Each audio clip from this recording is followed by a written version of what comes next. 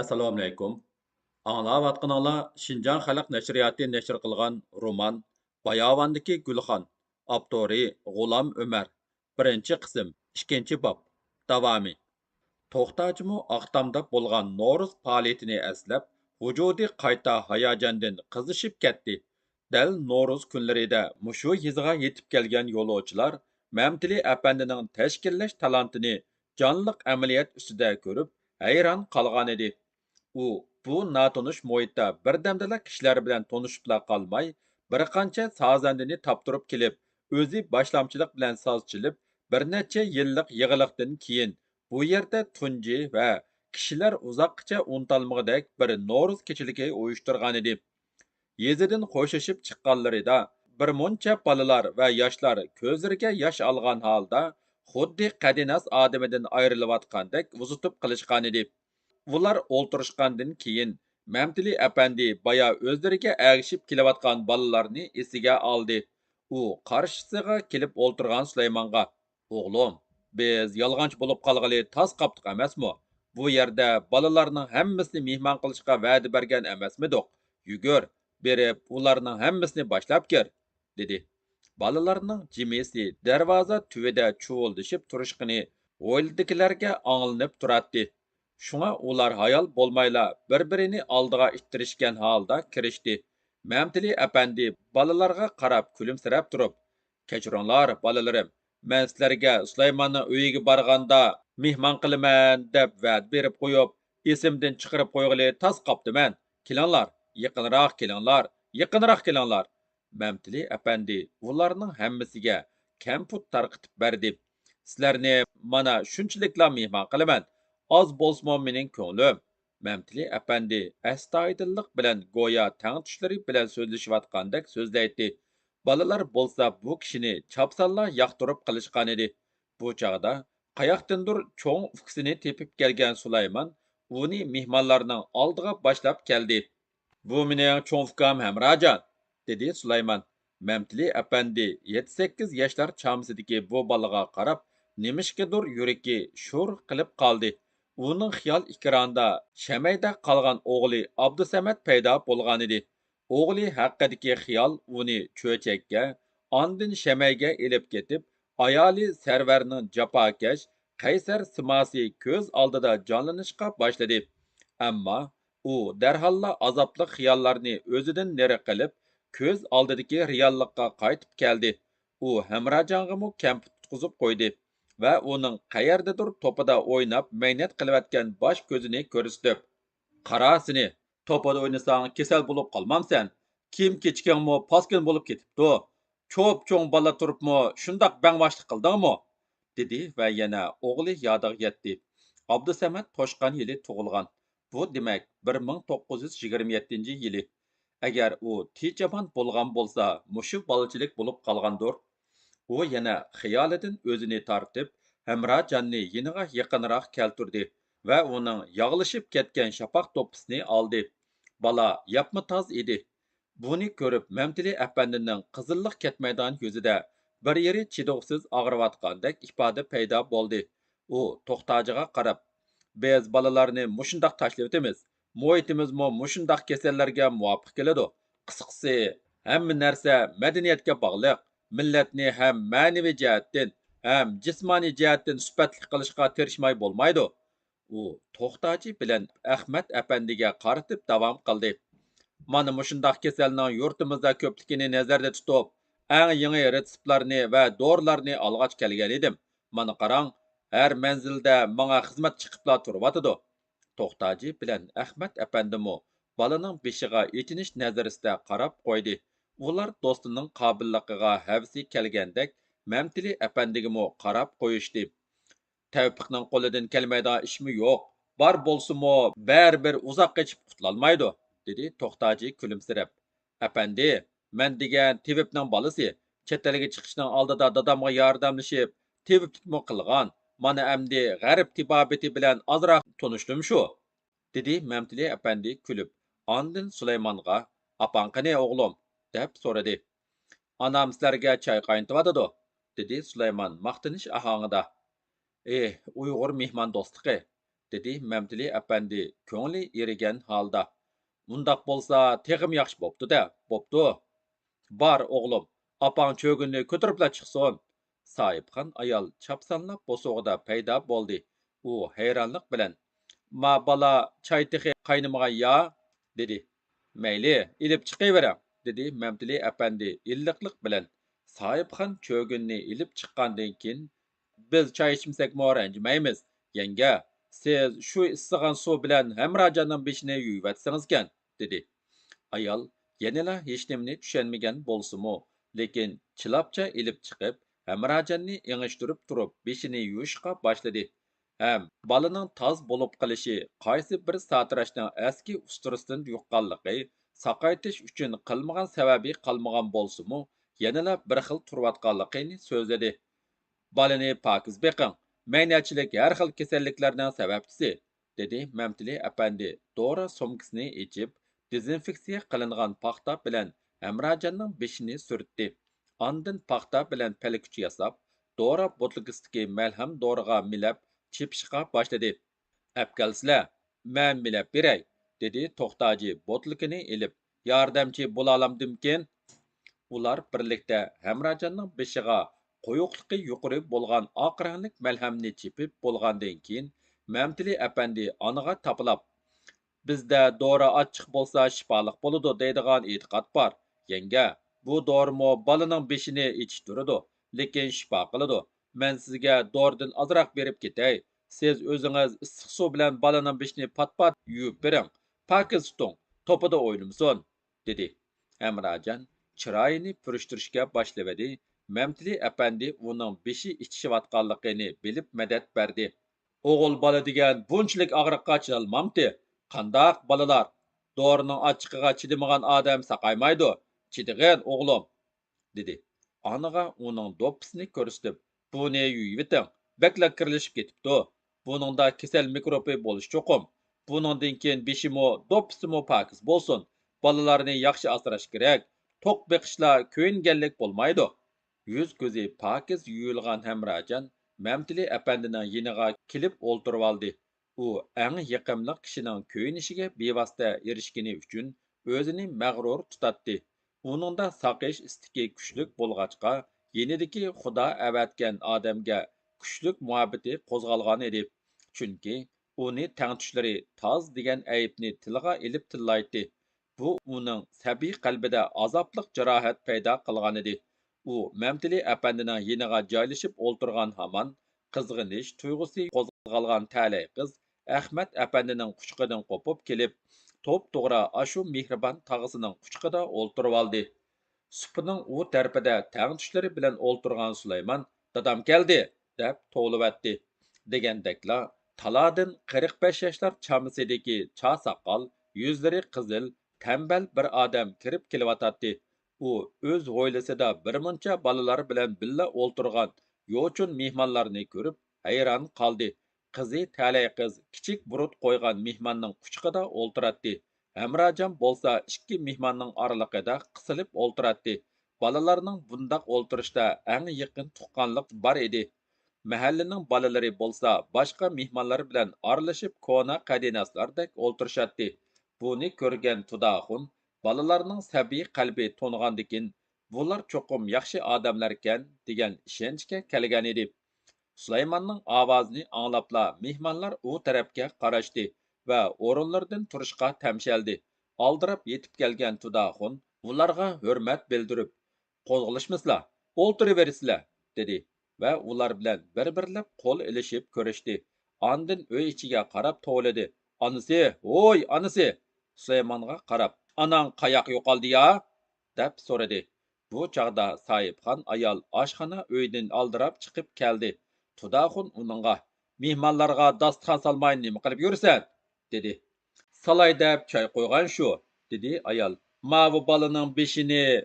U Məmtili əpəndi bilan to'xtachining orasida o'ltirgan Hamrojonni ko'rsatib to'xtab qoldi. Ondan, "Yana choy qo'ydim, oz qoldi", deb qo'shib qo'ydi. Tudaxun o'g'lining beshiga dora chepilganligini ko'rib, kelganlarni paranglarning amchisi bo'lsa kerak degan o'yg'umu keldi. Bu chog'da Hamrojonmo dadasiga qarab mamnuniyat bilan kuldi. Her birlerini qayerden soraymiz? Dep so'radi Tudaxun o'ziga zo'r berib, sal o'ng'aysizlangan holda. Bu ishimiz Turkiyadan kelyapmiz, deb javob berdi Mamtili apandi. Aslimiz mushu yerdan. Siz bilan vatandosh. Bu ikki yigit ko'k yerdan kelyapti. Bizga yordamlashib yuk taqalarimizni ko'tarishib beryapti. Baya bu mahallaga kelib Sulaymon bilan tanishib qoldik. U bizni bu yerga boshlab keldi. O'zlarini malol qiladigan hojatimiz bor edi. Turdaxun Sulaymonga qarab qo'ydi. Sulaymon dadasining qarashiga javoban "Men boshlab keldim, men shundoq obdan bola" degandek ko'zlarini o'yintatdi. Obdan bo'pti, dedi Turdaxun do'stonalik bilan. Xizmatlarga tayyorman. Amdi mushu uyda qo'nib, adiqlarni ilisila, atsarda o'tkazib qo'yay. Yurtimizdan ayrilg'ili uzun bo'ldi. Bir kun bo'lsimi burunroq mangayli. Turmagan mehmonning ketkin yaxshi emasmi? Dedi Mamtili apandi kulimsirab. Iloji qilib bugun daryodan o'tib ketayli aka, dedi To'xtajimo gap qistirib.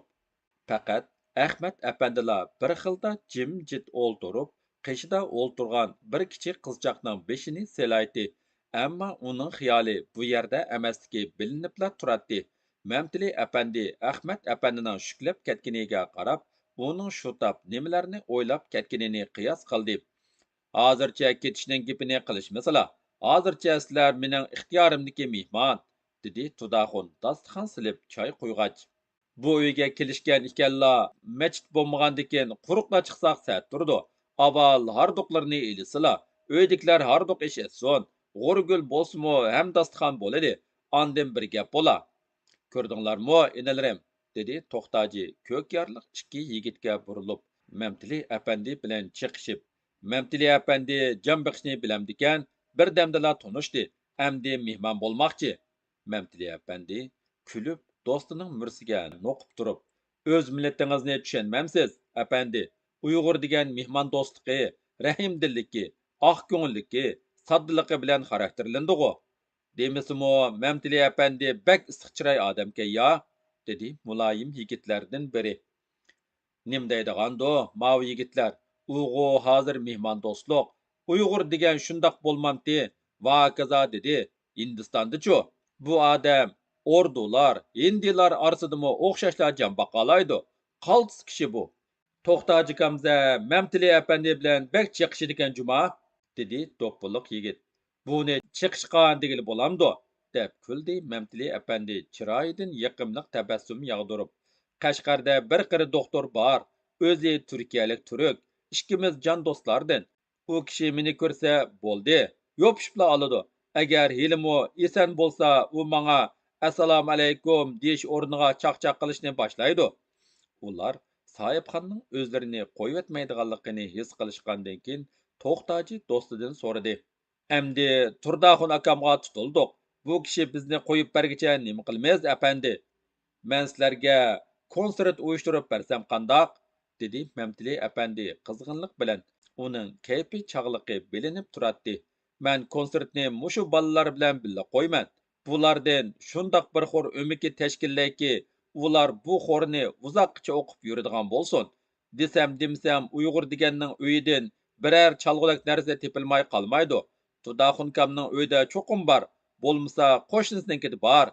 Mamtili apandi ishonch bilan shundoq dedi. Agar pianinorimni Hindistondagi ordu do'stimga tashlab kelmagan bo'lsam-g'u, hech narsaga hojatim tushmaydi. Xo'sh, To'xtaji savol nazarda Soyibxonga qaradi. Rastilla xijilaman, dedi Tudaxun. Uyda soz yo'q, ammo qo'shnimiz tamburchi, so'rab kerak. U shundoq debla bu chiqishqoq mehmonlarning ko'nglini oladigan yaxshi fursatni qo'ldan berib qo'ymay degandek ittik chiqib ketdi. Aqtamda ko'rdik-ku sizlarning karomatlarini. Xor o'miki tashkillash degan sizlarga ancha bak tas ish emaskan. Sizlar bayon pianinoni Hindistonda tashlab kelmagan bo'lsam deyla, tova desizlar, ashu tog'lardan qandoq o'tkazatdim demaylar, ha? Qarqurum tog'lar degan jahonning o'g'zisi-ku. Shu kilangsiz narsalarni To'xtaji gepining temisini o'zgartib so'radi. Bizga nimlarni o'rinlab berila, apandi? Deb so'radi To'xtaji Soyibxon kirgicha kun tartibni bekitishib olmoqchi bo'lgandek. Mən bu omaq balalarga bir naqsh o'gitib qo'ysammikin deyman. Qandaq o'ginamsizlar? O'ginimiz, deb cho'qan saldi balalar. Мәмтili әпәнди ularga qarab bu balalarning o'sib yetilish sharoitining nacharligi, tarbiyalashning aqlga muvofiq emasligi haqida o'ylab ketdi. U bu balalarga o'rgatmoqchi bo'layotgan naqshisining ahangini chegirdan o'tgandila tunji tog'liq yezidagi bir to'p balaga qarab ijod qilgan edi. Ko'kyarda uni shu yerlik balalarga o'gitib qo'yishni o'ylagan bo'lsa-mu, muzikasi pishmagan edi. U bularning millatning kelgusi ekanligini o'ylaganida vujudi yenib ketadi. Mana ichki hayajon muzika tug'dirib, balalar naqshisining muzikasimi pishib qoldi. Mamtili apandi qo'yun daftarini elib, Tudaxun kirgicha bo'lgan orliqda notaga qarab ichida o'qib o'ltirdi. Uning quchqidagi talay qiz, yenidagi hamrojonlar uning xotirasiga nima barkin degandek bo'yindab qarab ketdi. Turdaxun tamburni ilib kirdi. Mamtili apandi talay qizni quchqidan ilib kigiz ustiga o'ltirg'izib qo'yib, tamburni qo'lga oldi. Turkiyadan chiqqandan tartib tamburni qo'limga olmagandim. O'zimmo bu o'lputimni bak sig'indim, dedi tamburni sozlag'ach. Agar tambur tepilmagan bo'lsa, sizlardan qandoq qutlardimkin? Aqtamdikidek ravob tepilsimi, tuttar tepilsimi bir ish qililg'u sili. Sili bo'sh keldigan odammi? Hech bo'lmasa patnusni chilibmi jahonni qizitishqa yaraydigan odamg'u sili, dedi to'xtaji. Meni muncha shelimizlimi bo'ladi, dedi Tavfiq qapqini sun'iy turib. U avval balalarga o'gitadigan naqshisining ohangini teranglashib chilib ko'rdi. Ondan g'ingshib o'qig'ach tankash qildi. Orqadan balalarga avval men bir qatim o'qib beray, sizlar anglab beqinglar, ondan birlikda o'ginimiz qandoq, dedi-da o'qishga boshladi. Men Uyg'ur balasi, vatan g'unchisi, Zarafshan tarimning suzuk unchisi, ko'zimda ozod tong nuri belgusi, mansubdir bizlarga vatan kelgusi. Naqrat. Töreldim qanlarda, o'stim qanlarda, barman ajdodlar bosgan yo'llarda. Naqsha jangovar marsh ahangida bo'lib, ham balalarning chapsanroq o'rganilishi uchun boshqa kubletlarini qisqartiyotgan edi. Mamtili apandining ovozi noiti soz bo'lg'achqa, mushu oddiy balalar naqshisini noiti hissiyotliq o'qidi. O'yla ichi jonlanib ketdi. O'z balalarini izlab kelgan ota-onalar Turdaxunning darvozasi oldida va pakar tam chitlaqlar kaynida marshib turadi. Әмді Мәмтili әпәнди balalarga misra o'gitishga boshladi. Balalarning zil va chiyqiroq ovozlari misralarni takrorlaydi. Ularning g'uborsiz lapizidan chiqqan kumush qo'ng'iroqdek ovoz Chimduning osmon bo'shlig'ida yiroqlarga tarqalmoqda edi. Bahorning qo'yniga qaytib kelishga boshlagan qushlar bu ovozga mahliyo bo'lgandek potla tashlayotgan shoxlar ustida o'ltirishib, o'zaro ta'sirot so'zlashayotgandek churuqlashadi. Anglamaganlar naqshkan ya, dedi do'ppiloq yigit shirikiga. Tumoq kiygan yigit javoban do'lisini chiqarib qo'ydi. To'xtachi ularga qarab, bundaq naqshlar Tavfiqning qo'sqidan chiqaverdi. U degan ham qo'shoq to'qiydi, ham ohang ijod qiladi. Desam bu naqshni u hozirla qo'sqidan chiqardi-ku, dedi. Ajoyib odamga ya, bu Mamtili apandi, dedi mulozim yigitlarning biri. Ahmad apandi ün chiqmasdan hammani anglab turadi. U yigitlarning Mamtili apandi to'g'risidagi muloyizlarini anglab, Turk gençler birligidagi bir do'stining Mamtili apandi haqidagi bahsi esiga keldi. U siyosun shundoq degan edi. Tavfiq ko'yib turgan bir parcha cho'q, u ham ko'p harorat beralaydi. Ham shuning uchunla hammadan burun ko'yib tugaydi. Bunisi bo'lsa haqiqatan shonli hayot, armonsiz hayot. Shundoq, deb o'yladi Ahmad apandi. U haqiqatanmi bir parcha cho'q. Balalarning g'uborsiz zehniga naqsha o'rinlashib qoldi. Qandoqlab bo'lmasin, tili chiqqan hamonla naqsha aytolaydigan, oyiqi chiqqan hamonla usul o'ynayoladigan Uyg'ur bolalari uchun bundaq qisqa naqshni o'rganish ancha qiyin emas edi. Qaysinglar o'rganib bo'ldinglar? Deb so'radi Mamtili apandi balalarga qarab jiddiy talaffuzda. Goya tangtushlari bilan rasmiy ishlar ustida so'zlashayotgandek. Man, bir qancha bola tangla cho'qqan soldi. Mamtili apandi rozimanlik bilan kulimsirab, yaxshi, lekin tartiblikroq bo'lish kerak. Cho'qon silish yaxshi emas. Yaqin arada sizlarmo maktablarga kirib o'qishinglar mumkin. Shu chog'dimi mushundaq g'alvachi bo'lsanglar yaxshi emas.